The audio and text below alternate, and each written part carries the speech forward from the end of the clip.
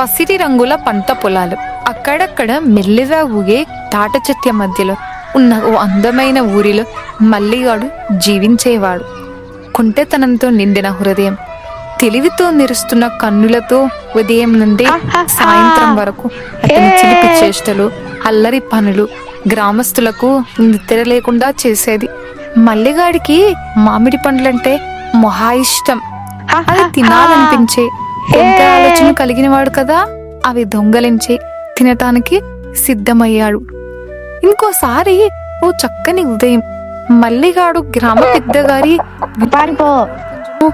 గోకిలో కంటే బయట స్వేచ్ఛగా పరిగెడితేనే బాగుంటుందని వెంటనే గందరగోళం మొదలైంది. గ్రామం మొత్తం అతన్ని పట్టుకోవడానికి పరుగులు తీసింది.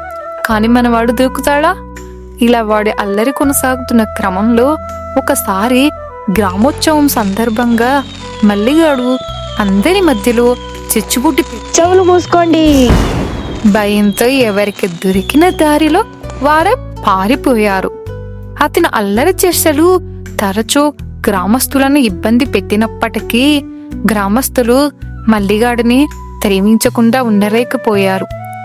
మల్లిగాడి చిలిపి చేష్టలు లేకుండా గ్రామస్తుల జీవితం మనోహరంగా మారేది కాదు.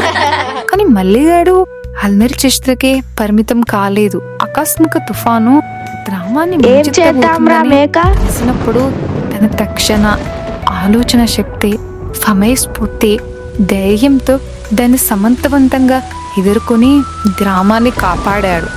అనుకోకుండా ఓ రోజు గ్రామంపై నల్లని మబ్బులు మోహరించాయి. పసిటి రంగు పొలాలపై భయంకరమైన నీలిమిడలు అలుముకున్నాయి. ఉరుములో మెరుపులతో భారీగా వర్షం పడడం మొదలైంది. గ్రామంలోని మట్టిదారులు ఉప్పొంగుతున్న నదులుగా మారాయి. గ్రామస్తులు భయ ఆందోళనతో తమ ఇళ్లను, పశువులను రక్షించడానికి పరుగులు తీశారు. మల్లిగాడు గ్రామస్తులను కూడబెట్టాడు.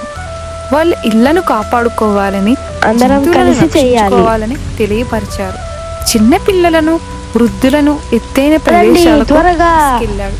వరద నది ముంచెత్తినప్పుడు ఒక తెగిన కట్టను గమనించాడు. అది గ్రామం మొత్తం ముప్పునకు గురి చేసే ప్రమాదం ఉందని గ్రామంలోని దృఢమైన వారిని సహాయానికి పిలిచాడు.